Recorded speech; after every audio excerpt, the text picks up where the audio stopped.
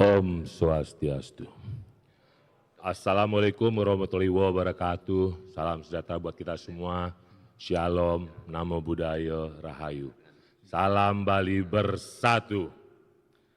Pada debat pertama, kami sampaikan visi misi dari Paslon 1 adalah mewujudkan Bali Dwi Pajaya menuju Indonesia emas. Dan visi itu ditransformasikan menjadi 9 tata kelola. Dan malam ini adalah sesi debat kedua yang mengambil tema menyikapi dinamika otonomi daerah di Bali. Dan diturunkan menjadi 5 subtema yang kami bagi menjadi 2 klaster. Klaster pertama, hubungan pusat, daerah, dan kolaboratif governance.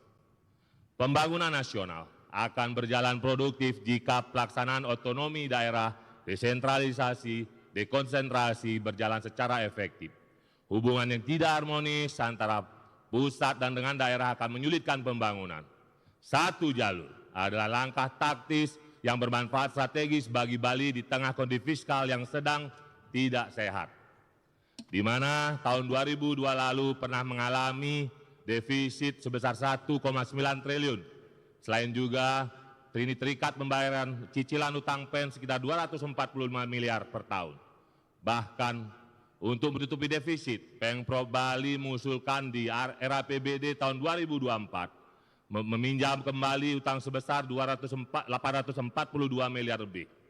Hal ini kondisi kebalikannya pada era Gubernur Mangku Pastike, di mana akhir jabatan mewarisi surplus anggaran 1,1 triliun.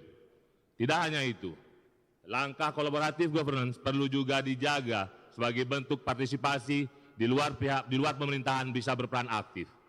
Kolaboratif governance di mana di dalamnya ada partisipatif dari elemen di luar pemerintahan untuk melaksanakan program yang sejenis, searah, sebangun di antara keduanya.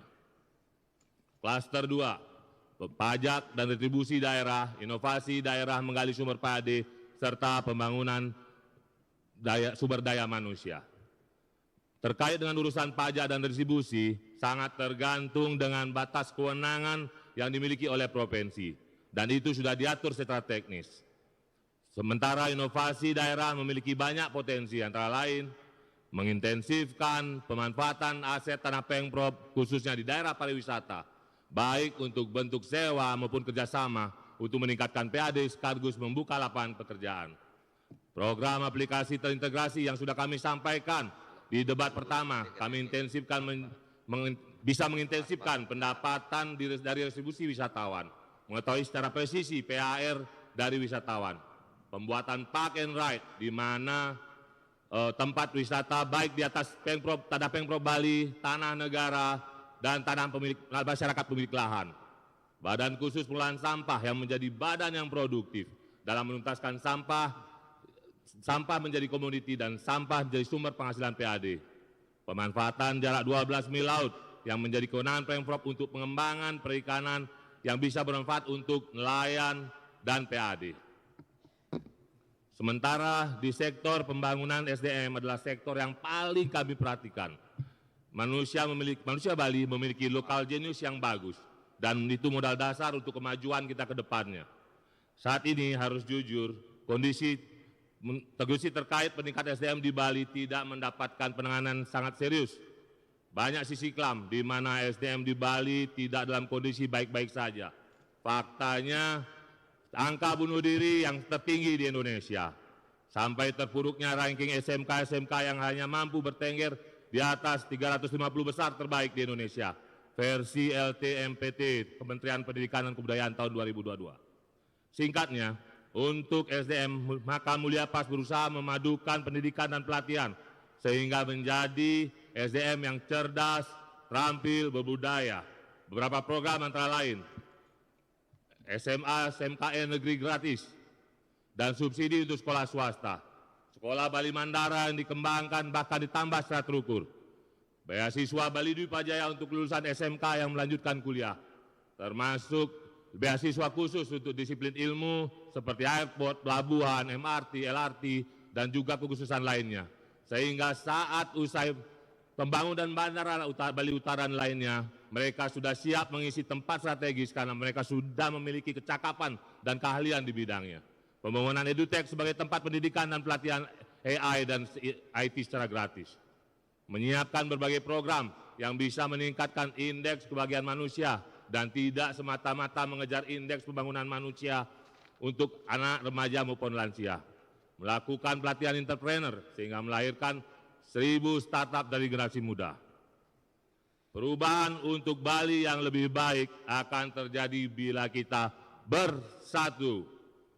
Demikian, terima kasih. Om Santi Santi Santi Om. Wassalamualaikum warahmatullahi wabarakatuh. Salam sejahtera buat kita semua. Shalom, Namo Buddhaya, Rahayu. Baik, Bapak masih ada waktu? Apa perlu ditambahkan? Baik, cukup? Baik, terima kasih. Kita berikan tepuk tangan untuk pasangan calon nomor urut 1 dan kepada para pendukung kami persilahkan untuk memberikan aplaus bagi pasangan calon nomor urut 1.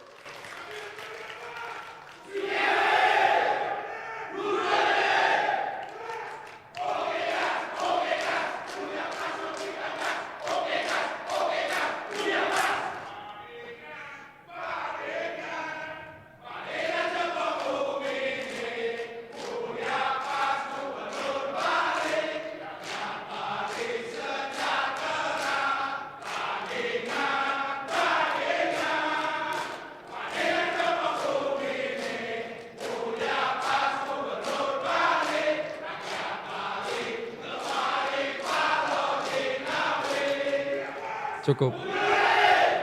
Terima kasih. Terima kasih. Baik. Terima kasih.